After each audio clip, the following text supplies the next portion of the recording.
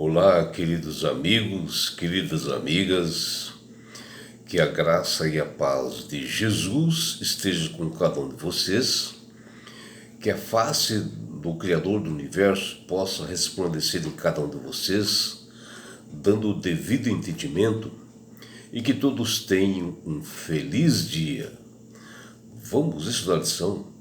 E hoje, quarta-feira, 24 de abril, a lição 4, ela tem como título A Estrela da Manhã da Reforma.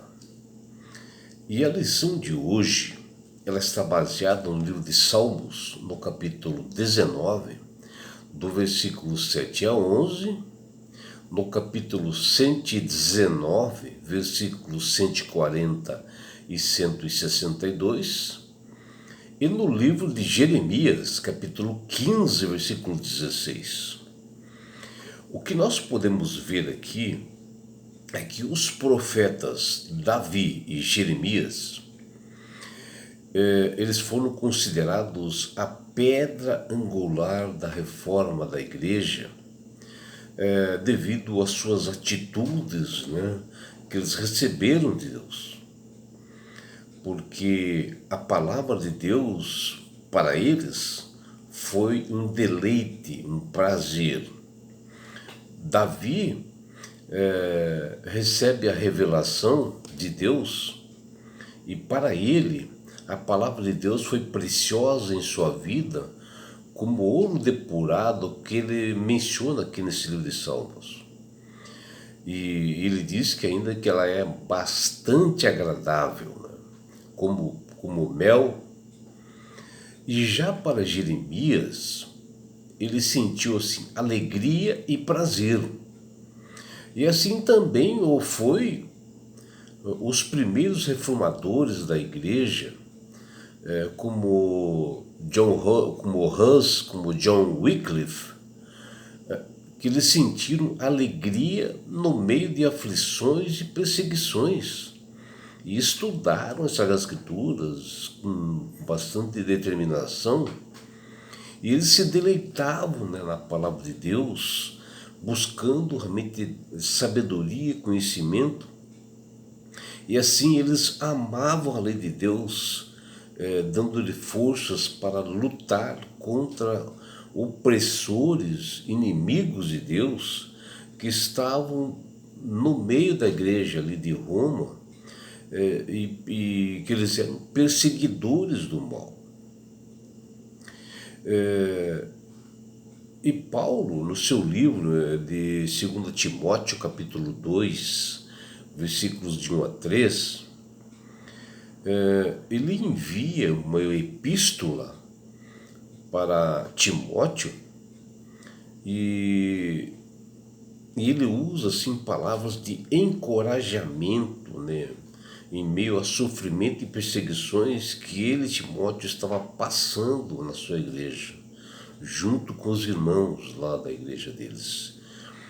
Ele os orienta a se manter firme ao lado de Cristo, com bastante fé, onde, como eles fossem assim um soldado do Senhor, deveriam se vestir e se equipar-se adequadamente nesta grande batalha, nesse grande conflito cósmico, e agir com coragem, com fidelidade à palavra do Senhor, e que eles deveriam transmitir aos demais pessoas, aos demais membros, às demais pessoas que iam sendo batizadas, e que todos falassem um para os outros, mantendo a verdade sempre. E assim, milhares de fiéis foram alcançados, por eles sentirem o poder de Deus, mesmo nas aflições, para que eles pudessem realmente obter a salvação.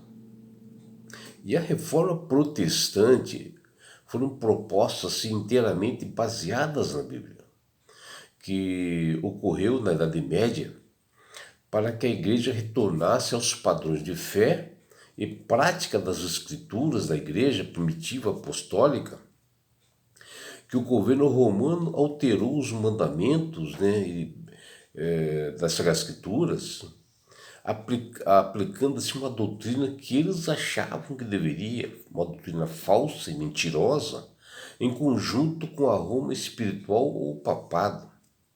E um dos homens cristãos que se levantaram contra a Igreja Católica Apostólica Romana para mostrar a verdade com coragem foi justamente John Wycliffe, um grande estudioso da Bíblia e ferrenho crítico do clero católico.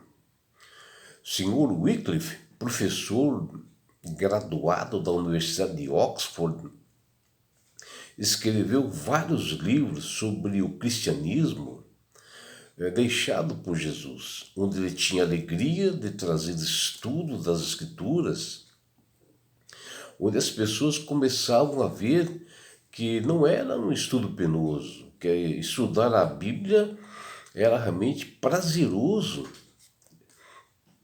E Wycliffe é legalista, né? E que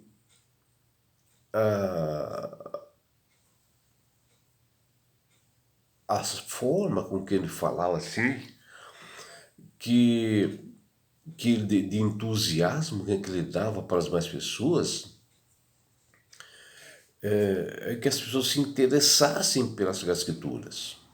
E John Wycliffe foi um dos principais críticos, né, da venda de indulgências, né, e o perdão concedido pela Igreja Católica Apostólica Romana, e que eles davam aos pecadores, e que não tem nada a ver com as Escrituras.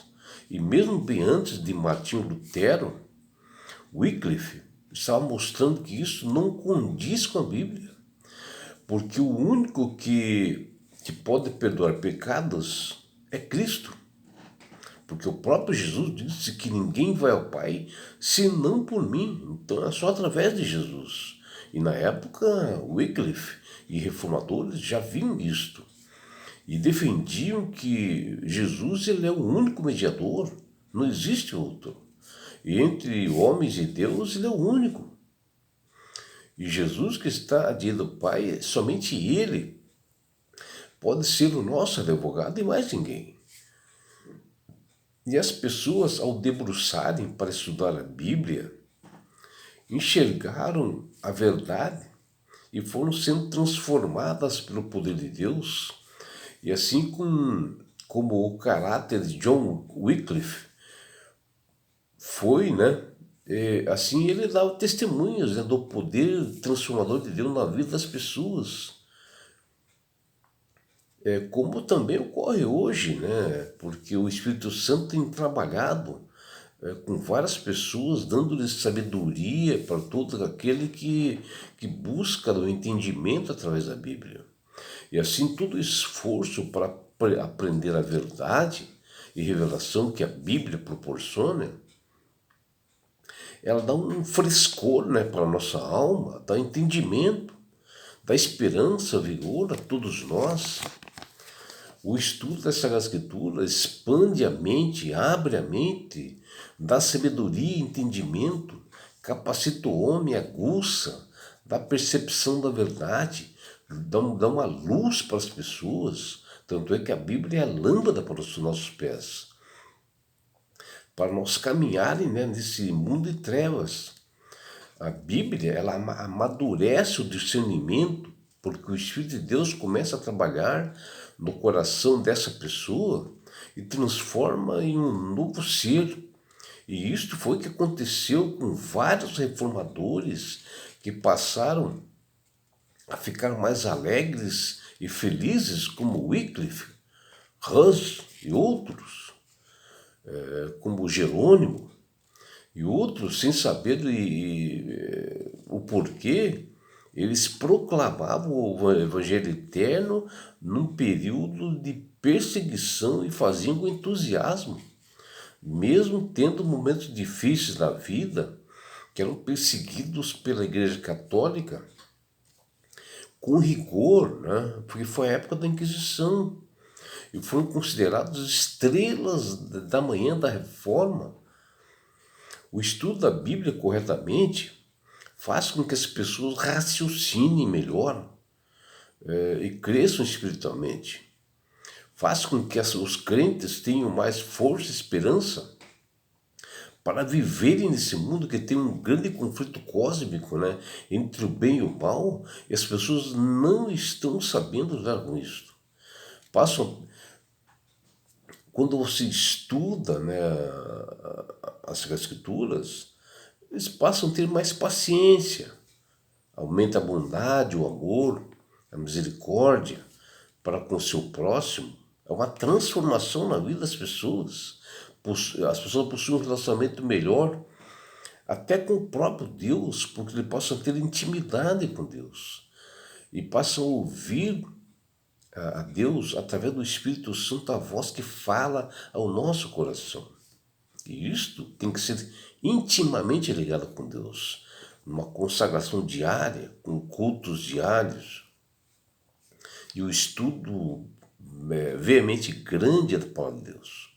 O estudo reverente, fervoroso das Sagradas Escrituras, em comunhão com o Criador do Universo, coloca a nossa mente, a mente de cada pessoa, cada cristão, em contato direto com o Criador do Universo,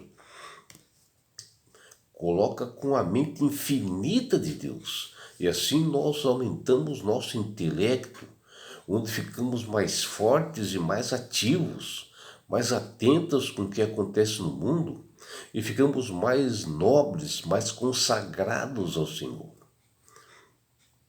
E assim, o jovem monge chamado Martinho Lutero, depois de sua primeira experiência em Roma, que foi assim marcado por decepções e muitas descobertas, né, ao mesmo tempo, assim, nos estudos da Bíblia, e em meio à escória dissoluta daquele lugar chamado Roma, o mais valioso tesouro que o homem pode encontrar enxerga nas palavras do apóstolo Paulo, que diz: a graça que está em Cristo Jesus, que está lá em 2 Timóteo, capítulo 2, versículo 1. E foi ali que, enquanto ele subia os degraus de uma suposta escada sagrada, que de súbito, assim, uma voz semelhante a um trovão apareceu e disse: o justo viverá pela fé, que está lá em Romanos 1,17. E ergueu-se rapidamente, né, deu um salto e saiu apressadamente daquele lugar, envergonhado e horrorizado. Lutero, ele passou a combater, a fazer essa reforma que a igreja necessitava e que nos alcançou até hoje. E assim Lutero fez a sua vida. E desde aquele tempo viu-se mais claramente do que é o engano. Como é que você quer ir para o céu se você não conhece a Deus, se você não estuda a palavra de Deus, a carta de amor que Deus deixou para todos nós? Você precisa enxergar a verdade, meu amigo. Você ver, não sou eu que estou falando, é a Bíblia que está falando. Nós temos que procurar saber a verdade na Bíblia e passar a ser um grande reformador da igreja. O problema é que hoje, como no passado, muitas pessoas veem o estudo dessas escrituras como sendo chato, complicado, mas é isto que o inimigo quer que você sinta. Que você sinta que é desagradável, que é difícil.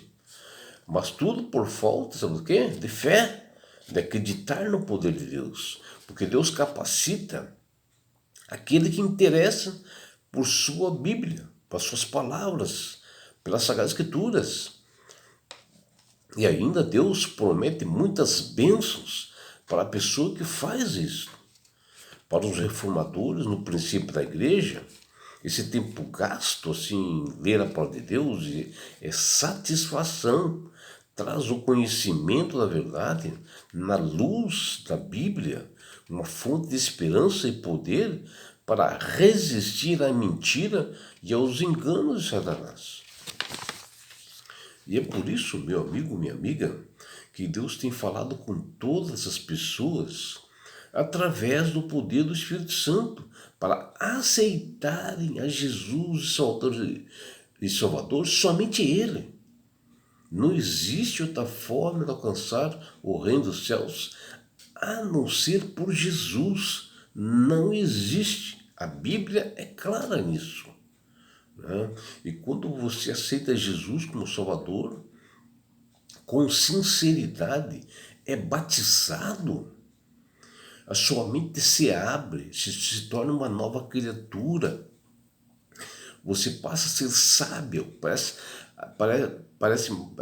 começa assim a melhor manusear essas escrituras, ter o entendimento, porque o Espírito de Deus está com você. E não é só isso, meu amigo, meu irmão. Quando você aceita Jesus como Salvador e Senhor, você ganha de Deus esse presente que chama-se salvação.